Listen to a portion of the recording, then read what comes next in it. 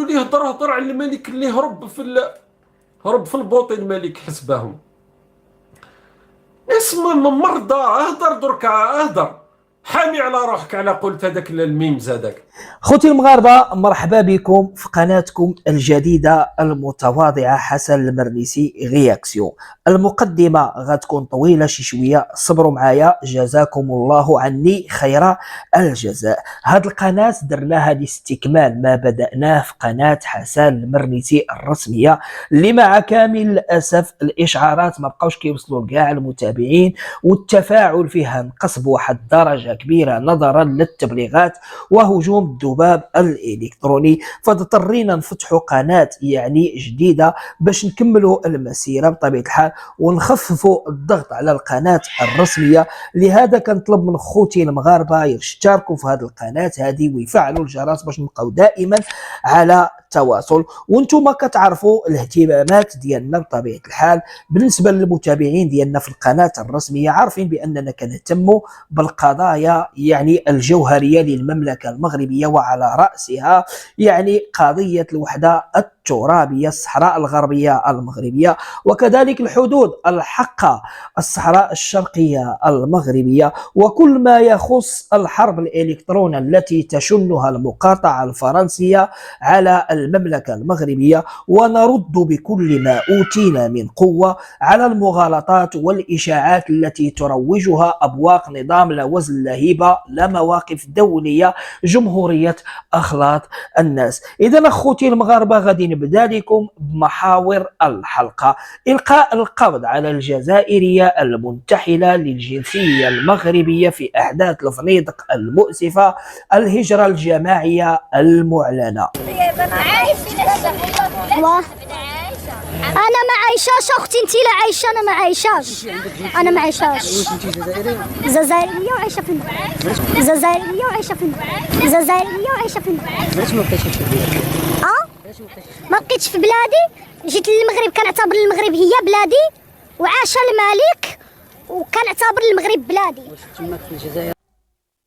يعني هي حاليا يعني في السجن المحلي بتطوان ومتابعه في حاله اعتقال. غادي نطرقوا للخبر بطبيعه الحال بالتفصيل ونعلقوا عليه. وعندنا كذلك وثيقه كيتم تداولها بين ابواق النظام لا وزن لا هبه في جمهوريه اخلاط الناس. هذه الوثيقه باسم وزاره الشؤون ووزاره الاوقاف والشؤون الاسلاميه المغربيه.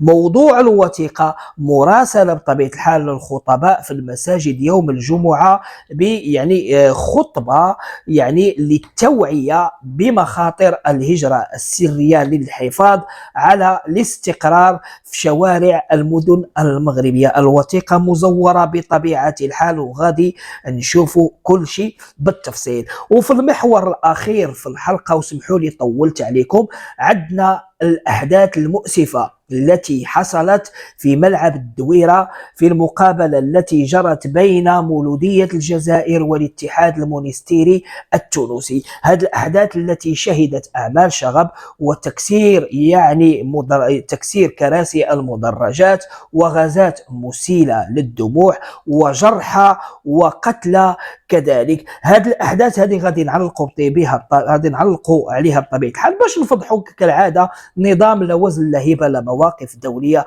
وعندنا شوقي بن زهراء وضوب القانون، المعارضين لنظام لا وزن لا هبه لا مواقف دوليه هما اللي غادي يحطونا في الصوره اكثر واكثر. اذا شنو بان لكم نمشيو نشوفوا تفاصيل الحلقه.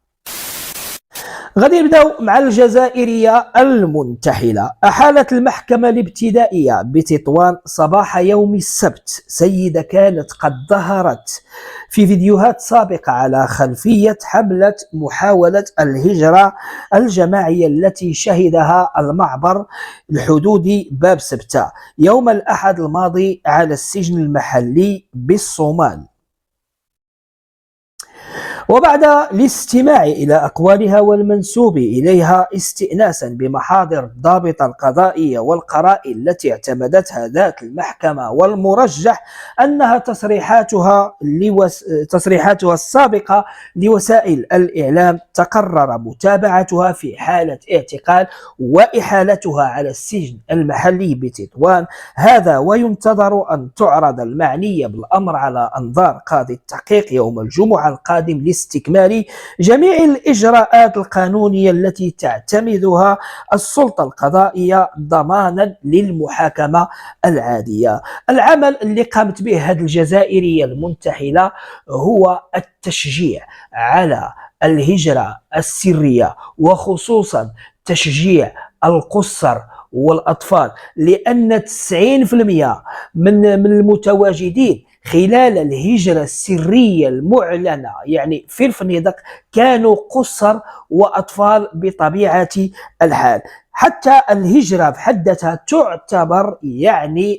تعتبر جنحة بطبيعة الحال ويعاقب عليها القانون، ولكن فاش كيتم القبض على مرشحين للهجرة السرية سريا فراه كيتم إطلاق سراحهم وإعادتهم إلى أهلهم. ولكن في الحالة ديال أحداث الفنيدق فهو تحدي للسلطات الأمنية ونوع من الاحتجاج بطبيعة الحال من طرف بعض الشباب وعدد من القُصّر والأطفال على الأوضاع اللي كيعيشوها في البلاد. وهذه الجزائرية المنتحلة حشرت أنفها وبدأت بالتحريض، وهذا جرم يعاقب عليه القانون. إذن في انتظار نهاية التحقيقات والمحاكمة العادلة لهذه الجزائرية المنتحلة غادي ندوزو إخواني أخواتي الكرام للخبر الثاني. الخبر الثاني وثيقة يتم تداولها من طرف الذباب الإلكتروني ديال جمهورية أخلاط الناس. هذا أحمد حفصي وهو مدير سابق لجريدة النهار الجزائرية، نشر وثيقة في التدوينة وكتب الآتي: لكبح جماح التمرد الشعبي في المغرب، نظام المخزن يلجأ إلى أئمة المساجد من أجل كسر شوكة المطحونين والأسطوانة دائما المصلحة الوطنية وأعداء الخارج. تقول الوثيقة: السادة مندوبو الشؤون الإسلامية، الموضوع حملة تحسيسية لتغليب المصلحة الوطنية. سلام تام بوجود الإمام أي مولانا الإمام أيده الله. وبعد يشرفني أن أطلب من سيادتكم نزولا عند توجيه أمير المؤمنين أعزه الله. شوفوا التزوير والتدليس، تيقولوا عند توجيه مولانا أمير المؤمنين أعزه الله اللي هو الملك محمد السادس، التنسيق مع السادة رؤساء المجالس العلمية المحلية بغرض تخصيص خطبة صلاة يوم الجمعة 24 ربيع الأول 1446 هجرية موافق 27 شتنبر.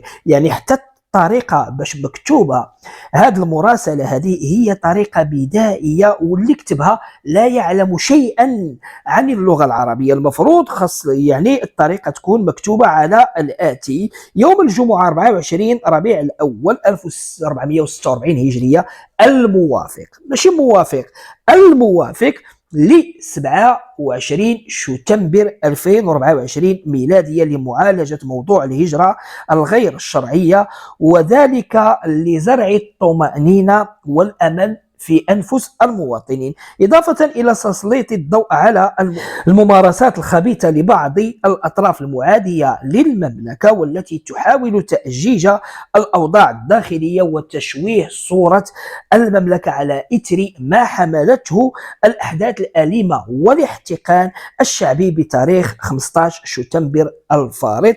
والسلام، يقول نص الوثيقة المزورة. غنجيو للرد على هذه الوثيقة المزورة من مسؤول بوزارة الأوقاف الذي ينفي تخصيص خطبة الجمعة لملف الهجرة الجماعية. نفى المندوب الجهوي للشؤون الإسلامية بجهة مراكش أسفي إرسال الوزارة الوصية لأي مراسلة لمندوبي الشؤون الإسلامية بشأن تخصيص خطبة الجمعة المقبلة لقضية الهجرة السرية. وأفاد المندوب الجهوي عبد الرحيم باغزلي في تصريح لكاش 24 أن الوثيقة المتداولة مفبركة ولا أساس لها من الصحة، مؤكدا على ضرورة عدم تداولها كفاديا لتغليط الرأي العام. ويتعلق الأمر بمراسلة مفترضة من وزارة الأوقاف والشؤون الإسلامية إلى مندوبي الشؤون الإسلامية من أجل القيام بحملة تحسيسية بشأن الهجرة السرية لتغليب المصلحة الوطنية وفق تعبير المراسلة المفبركة.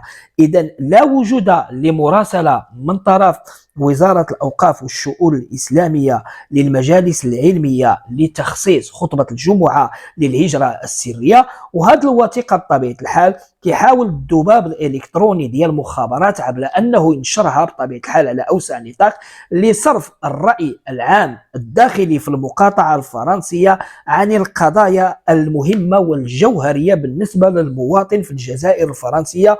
ومن ضمن هذه القضايا هي الأحداث المؤسفة اللي وقعت يعني في المقابلة اللي جمعت مولودية الجزائر والاتحاد المونستيري التونسي على يعني في دوري أبطال إفريقيا. هذه الأحداث المؤسفة شهدت وفاة شاب جزائري في عمر الزهور، عمره 23 سنة. سبب الوفاة هو أن الدرك أو الجيش الجزائري قام بدفعه من الطابق الثاني نحو الأرض، مما أدى إلى إصابات بالغة وكسور في جسده، تم نقله إلى المستشفى ووافته المنية. هذه الأحداث المؤسفة لم يسلم منها حتى الأطفال الصغار إخواني أخواتي الكرام، وتم ضربهم بطبيعة الحال وأصيبوا بجروح بالغة. هذه الأحداث هذه غادي نخليو بطبيعة الحال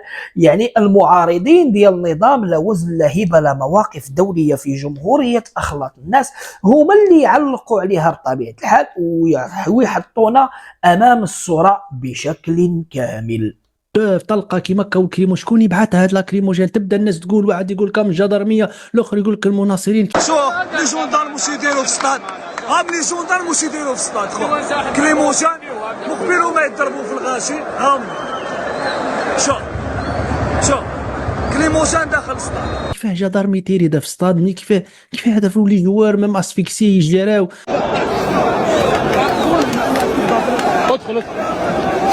هاد الفوضى معلاه ما كانش توضيح، ولا ما كانش ناس تفهم، وكان اطفال تضروا مساكن، الناس تضروا باللاكريموجين. هاي المعامله خويا، هاي لك دراري صغار مساكن جبناهم يفرحوا اولادنا. واحد يقول لك لا رمى المناصرين، كيفاه مناصر يدخل الكريموجين للصطاد؟ كيفاه يضربها في السماده تدخل معاه؟ واش مدخل هذا؟ وكاع 3 بيبان يا والباب يدخل واحد، كل باب دخل بالواحد. وزيد السكوت والضبابيه وما تهدرش. أعلموا يا جماعة باللي الإعلام التونسي بطبيعة الحال سي نورمال يدافع على المواطنين التونسيين وعلى المناصرين التونسيين. ماتش مازال يلعب وغاز فريموجين مش من طرف الأمن، من طرف الجماهير المولدية، مش من طرف الأمن. معناها هذا ميساج، تطلعوا الفيديوهات وكل شيء بالبريف تشوفوا، معناها هذا ميساج الدولة التونسية. الإعلام الجزائري على ما يخرج ويهدر لا فيرسيون دي شوز، علاه السلطات ما تخرجش توضح تقول واش صار، هل انفلات امني، هل كانت بالدم، خاطرك من بعد تخرج التاويلات وتخرج الهضره. واش صار اليوم من اعتداء وحشي على الانصار ودخول وتنظيم كارثي مخطط له من قبل، فهمت؟ ومن بعد تشوف في الاعلام وفاه مناصر مسكين الله يرحمه ويوسع عليه وتعازينا لاهله، اسمه لو جون وليد بوعزيز، راح يتفرج اخوتي مات، تقرا الارتيكل او مات في الماتش. كيفاه مات وبرك؟ كيفاه اخوتي مات؟ يروح حتى الروح انا ما هضروا واش صار، هل درتوا اوتوبسي، هل نعم طلعوه السبيطار، وكيفاه طلعوه، واش دار، وطاح، كيفاه طاح، دفعوه دزوه، طاح، هل يعني كسر، هل كيفاه طاح هذا، كيفاه طاح، يعني طاح من جبل ولا لا في اصطاد؟ ما كانش انكات، ما كانش احترام، يعني الله يرحمه ويوسع عليه ويجعل من اهل الجنه. جاو توانسه دخلوا من داخل بلي كارت كور، وحنا هنا محقورين نضربوا نتسبوا خوتي. علاش هكذا؟ في بلادنا محقورين، رحنا ليك كيف هما لداخل دخلوهم وبلي كارت كور، وحنا هنا برا محقورين نضربوا. ماكش تشوفوا، هاكو تشوفوا كيفاش راهي، هاكو تشوفوا محقورين في بلادنا ومحقورين. ما يقدرش الاعلام والسلطات يبقاو ساكتين بحجه ما تهدرش بركه باش ما تتخلطش. يا ولدي تخلطت. هذه ارواح تاع ناس، كيفاه الناس تدي الدروس، كيفاه الناس تفهم، كيفاه الناس تشوف الحقيقه، باش الناس حتى كي يجي رايحه للسطاد تعود تفهم لوين رايحه، باش الامن باش يدير توعيه، باش اللي غلط تقول هذا غلط وعيب عليه انه دار كذا ولازم يتحاسب. مهما كان مانيش ننسب لي، لاني ما نعرفش واحد فينا ما يعرف الحيتيات واش سرقت قد، ما ملي تما بالك تلموا الخلطه ما عملهمش واش سرقت قد. هذا دوبل كانون، ومن لا يعرف دوبل كانون بطبيعة الحال مغني الراب الجزائري سابقا والمعارض حاليا، واللي كيشتغل في قناة المغاربية المعارضة، اللي كيطرح عدة أسئلة مهمة بزاف. من المتسبب في هذه الأحداث المأساوية التي حصلت في مقابلة التي جمعت مولودية الجزائر بالاتحاد المونستيري التونسي في ملعب الدويرة؟ وما كنظنش كاين افضل من شوقي بن زهرة المعارض كذلك اللي يقدر يجاوب على هذه الاحداث هذه الجواب الشافي والكافي بطبيعه الحال، خصوصا فاش كيتعلق الامر باستهداف وسائل الاعلام الرسميه في المقاطعه الفرنسيه للمملكه المغربيه بترويج يعني المغالطات والاشاعات للضرب بصوره المملكه المغربيه. هنا فضيحه مدويه لنظام لا وزن لا هبه لا مواقف دوليه مع شوقي بن زهره. هذيك اللي طاح من الدرج من فوق غزال، هذا وين طاح من فوق. السلام عليكم غير الخير يا اخي. الله سلامات يا اخي. راكم تسمعوا واش قال لك طاح من فوق، رماوه الجيش الجزائري. راني قلت لكم الدرك هادو راه متابعين للجيش، رماوه مات السيد. على بالكم شحال في عمره؟ 23 سنة السيد هذا. الشاب اسمه وليد، استنى نوري لكم الصور تاعو. الإنسانية. أعطوني الضحايا تاع اللي ماتوا في الفنيدق، قل لكم شفتوا كيفاش صدموا وجزء كبير جزائريين ومارسوا أعمال عنف وما مات حتى واحد. انتم تعطيو دروس للناس، وانتم اللي راكم تقتلوا في الناس. كيفاش تعطي دروس انت؟ كيفاش انت تعطي دروس باسم ماذا؟ انت تعطي دروس لاي احد؟ شفت شرك الفم وين يوصلك؟ روح درك واجه الحقيقه درك الناس راهي تشوف في الحقيقه. ضلوا تهضروا المخزن هاو الطفيل. هذا هو وليد في عمره 23 سنه، قتلوا الجيش الجزائري في المباراه. وعلى بالكم السبب؟ دركا نجيو للسبب. على بالكم السبب علاش؟ لانه رماوه من الفوق، لانه طفيل هذا وليد ولا الشبيبه اللي كانوا لتم فيهم من رفعوا شعارات ينددون فيها بالوضع الانساني ولا يعني في البلد هذا والظروف الاجتماعيه، ميم با شعارات سياسيه. على بالكم باللي في البلد اليوم هذا الجزائر راهو مزبله كبيره، الناس ما قادرش تعيش، الناس دجاجه ما تقدرش تشريها، غلاء المعيشه، الاوساخ، غياب البنيه التحتيه. النظام الجزائري مهتم بكل شيء الا بالتحسين الحياه تاع الفرد الجزائري. دونك السؤال هنا كيفاش يعني على جال شعارات يرفعوها الشباب هادو تمارسوا عليهم الممارسات هذه، ويروح هذا الطفيل الله يرحمكم تشوفوا فيه شاب في مقتبل العمر هم قتلوه صفاوه. هذه تاني الشعب اللي يدخل في الروايات تاع النظام في بعض الاحيان ويبداو المخزن والقمع وكلش. هاكم حكيتوا من بعد شكون اللي قتل؟ النظام الجزائري هو اللي قتل، ماشي لا يقول السب العباد يتموت يا رب، العباد يتموت يا ربكم، عفوا اني قطعت وقت لانه عبارة نبية، ولو انه في السياق هذا صراحة راهو يشوف الاصدقاء تاعو مرميين في الارض. واش راح يدير؟ راكم تشوفوا بنفسكم يعني الصور هذه تاع ما يحدث. شوفوا وليدات صغار، شوف هذه ما نوريهاش طويلا، ولكن وليدات صغار مرميين في الارض. تقول غزه تقول غزه، يضلوا يحكيوا على غزه ولا وحنا رانا اكثر منهم. الضرب، القمع، طفيل قتلوه، الناس رايحه باصابات، كاينه حتى اصابات خطيره درك الناس راحت فيها. انتم تضلوا على بالك الاسبوع هذا وكاله الانباء الجزائريه وهذيك ال 24 واش نوري لك. على بالك ما توقفوش. استنى تشوف الاعلام تاع النظام الجزائري على واش يحكي. ها، ذاقوا ذرعا من الفقر والتهميش في بلدهم، فقرروا المغامرة بحياتهم بحثا عن الأمان في الضفة الأخرى، علها تقدم لهم نفسا هذه الفنتكاتا في حياة كريمة. حشود بشرية هائلة تدفقت من مدينة الفنيدق المغربية إلى سبتة على الحدود الإسبانية. على بالك هذا راه واحد من آلاف التقارير حول الموضوع هذا. الفنيدق، المخزن، يقمع. البارح خرجوا في المغرب، خرجوا 5 عباد ويصوروا ويحطوا في التصاور تاعهم ويقول لك مظاهرات حاشده تخرج ضد باسكو عندهم شر وهم يقولوا المظاهرات. نهار كامل انصار النظام كرهوني تعرف، او الملكه وهرب ويقولوا لي هضر على الملك اللي هرب في البوطي، الملك حسبهم. اسمه مرضى. اهدر دركا، اهدر حامي على روحك على قلت هذاك الميمز هذاك.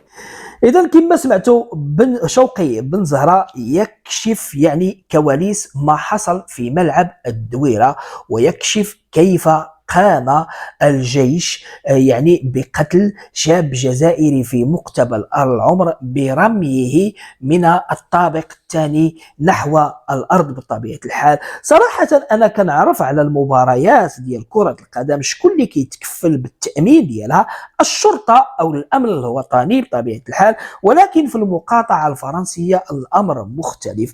الجيش هو من يقوم بتامين المباريات بطبيعه الحال. المتسببين في هذه الاحداث هذه هو يعني احد الاجنحه العسكريه، بحكم انهم كيعيشوا صراعات اجنحه عسكريه للسيطره على السلطه في المقاطعه الفرنسيه. فكنشوفوا بحال هذه الاحداث دائما في ملاعب المقاطعه الفرنسيه، وكنشوفوا اعمال شغب وتكسير للممتلكات العامه اللي كيقوم بها الجيش نفسه في جمهوريه اخلاط الناس. اذا فضيحتهم فضيحه بطبيعه الحال. كيبغيو يوجهوا الراي العام للمملكه المغربيه اذا بهم كيتفضحوا، وشكون كيفضحهم؟ الله عز وجل هو اللي كيفضحهم على الحقد والغل والسم ديالهم تجاه المملكه المغربيه. وصلنا لنهايه الحلقه، كنقول لكم الى اللقاء في قادم الحلقات ان شاء الله تعالى. مع السلامه، تحياتي. ورساله اخيره، اشتركوا وفعلوا الجرس باش يوصلكم دائما الجديد في القناه الجديده ديالنا حسن المرنيسي